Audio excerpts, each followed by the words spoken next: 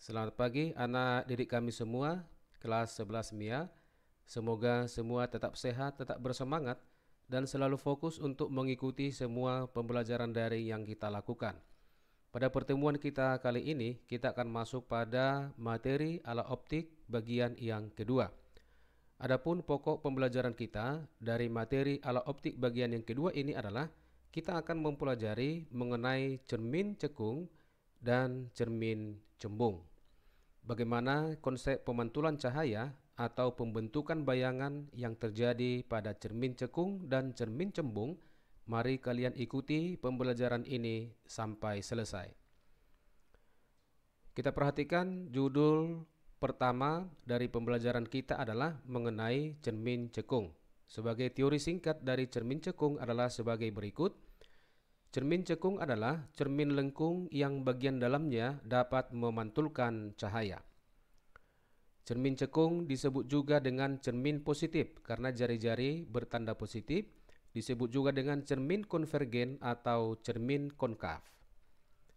Cermin cekung bersifat mengumpulkan sinar dengan istilah konvergen. Selanjutnya kita perhatikan gambar sebuah cermin cekung berikut ini. Ini adalah merupakan gambar sebuah cermin cekung.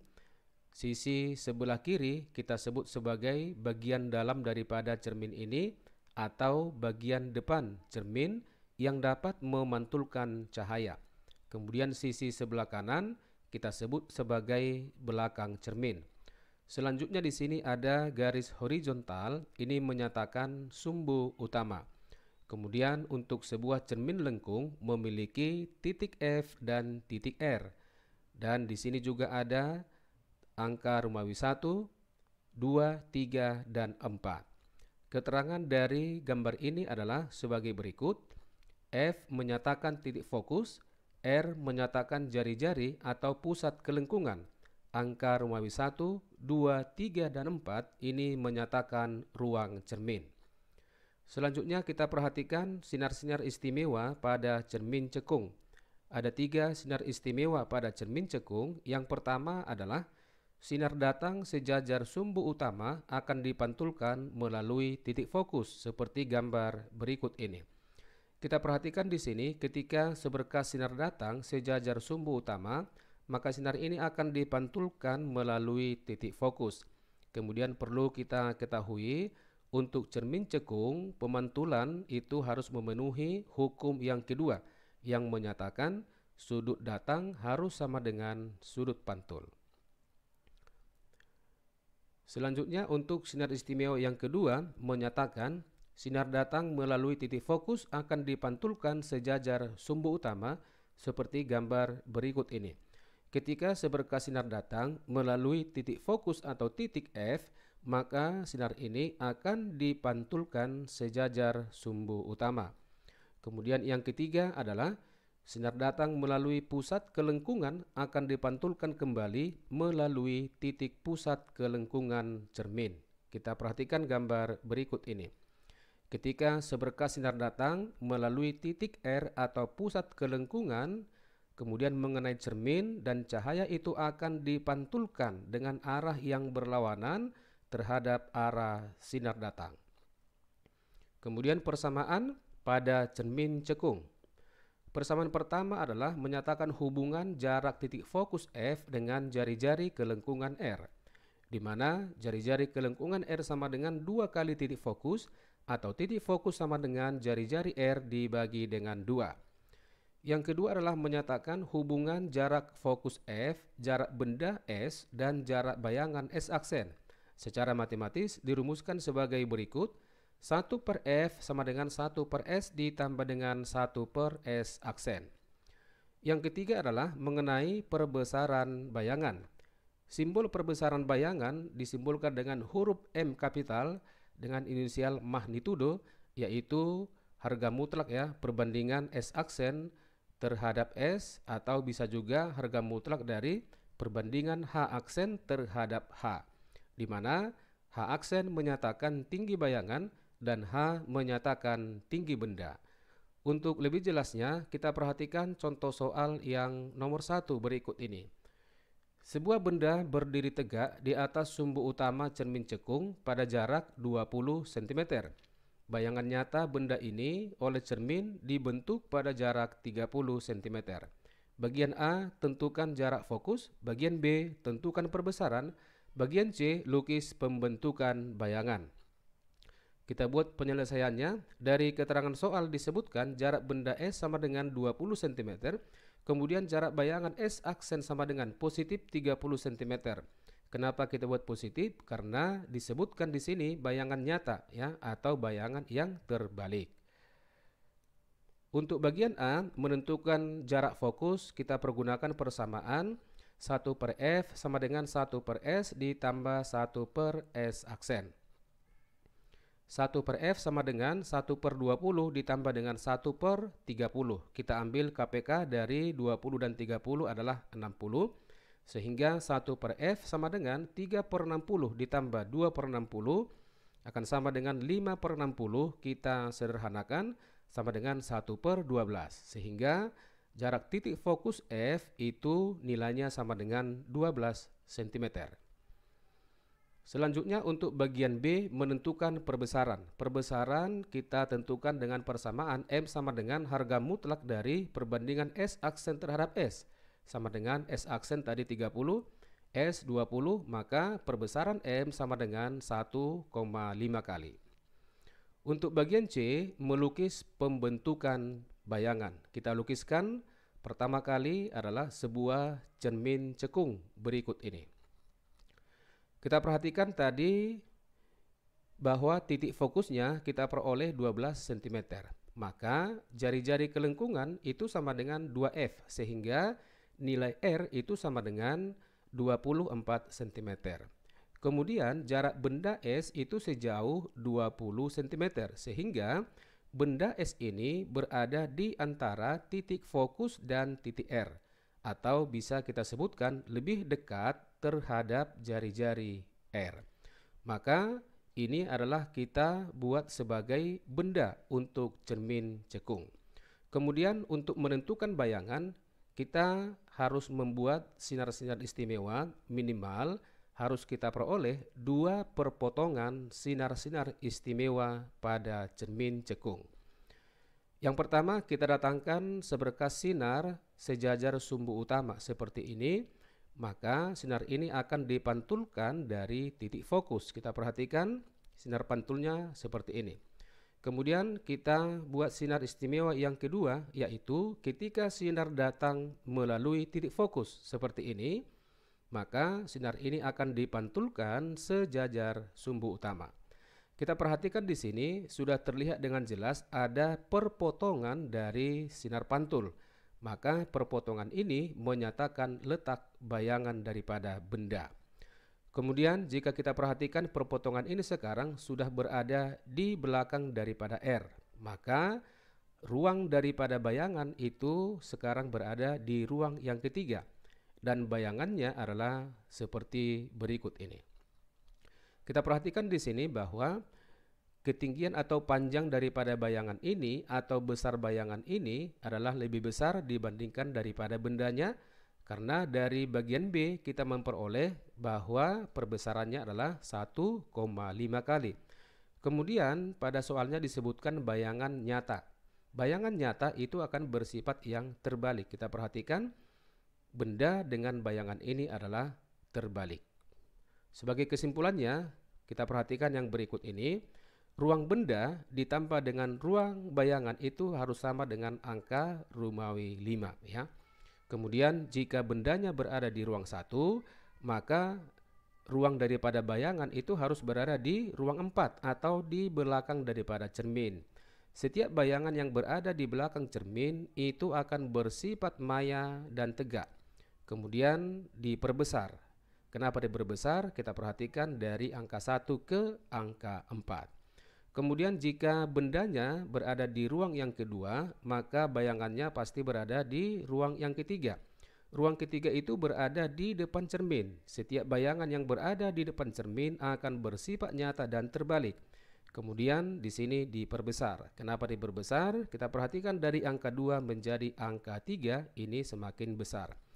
Kemudian jika bendanya sekarang berada di ruang yang ketiga, maka bayangan pasti berada di ruang yang kedua, di mana ruang yang kedua juga berada di depan cermin, maka sifat bayangan pasti nyata dan terbalik. Kemudian di sini diperkecil. Kenapa diperkecil? Karena kita perhatikan dari angka 3 menjadi angka 2 ini semakin kecil atau berkurang.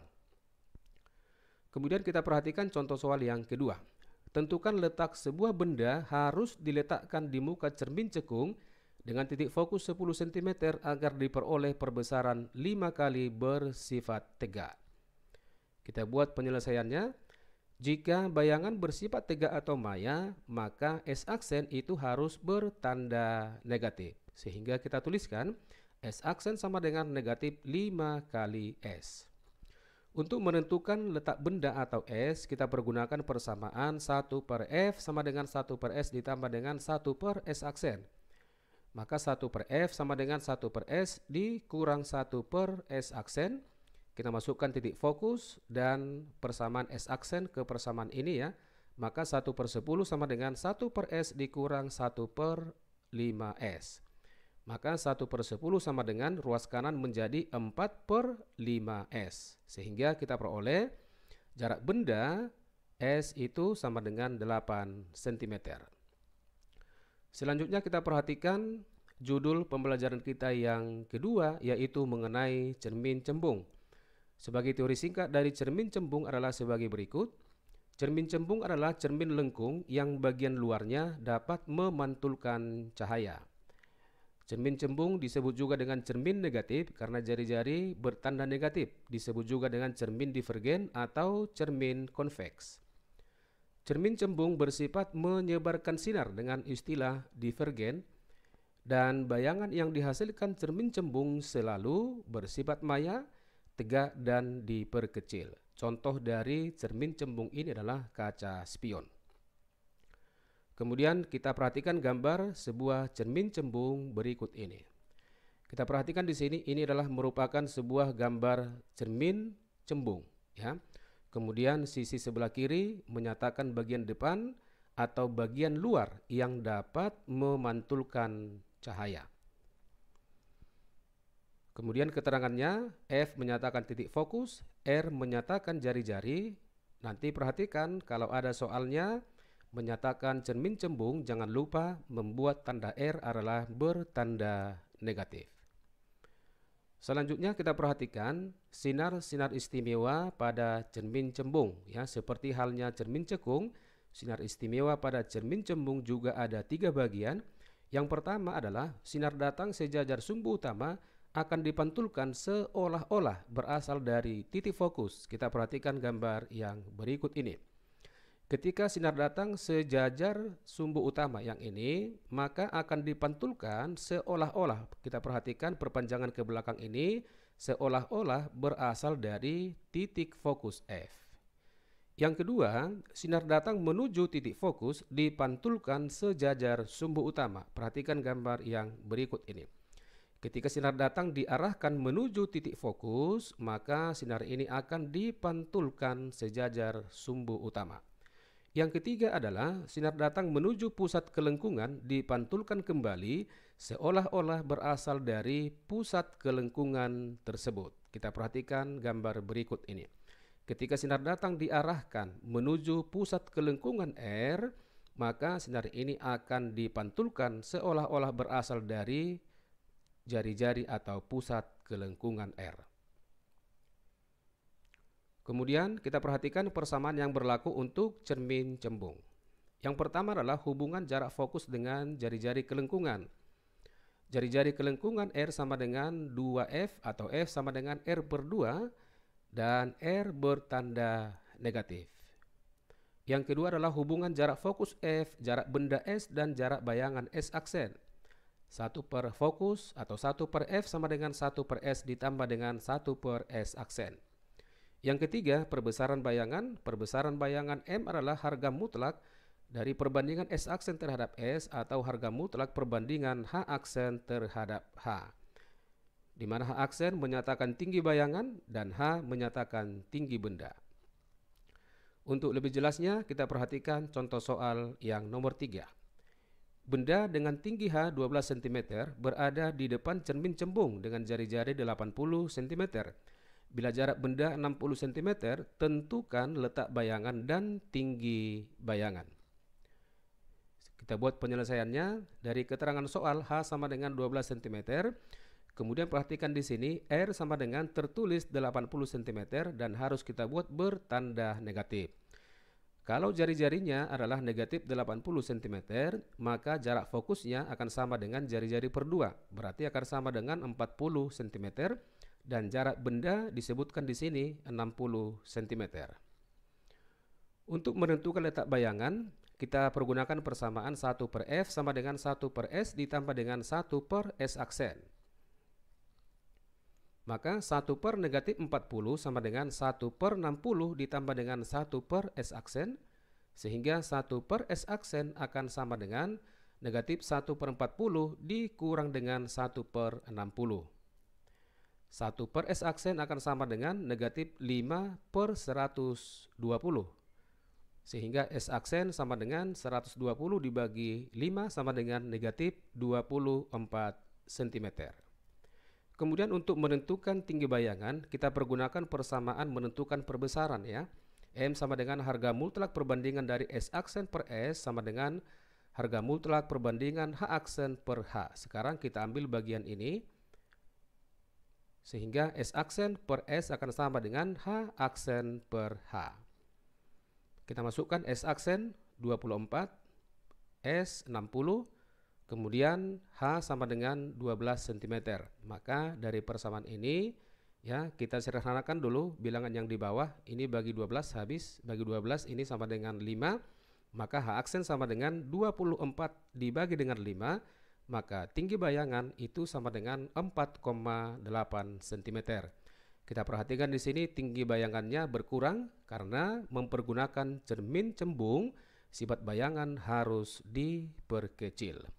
Demikianlah pembelajaran kita kali ini. Seperti biasa di bagian akhir di sini saya buat ada soal latihan, ada 4 nomor dan soal ini bisa kalian kerjakan secara mandiri. Terima kasih atas perhatian kalian semua dan semoga apa yang kita pelajari hari ini dapat bermanfaat. Selamat belajar buat kalian semua, tetap semangat dan semoga berhasil.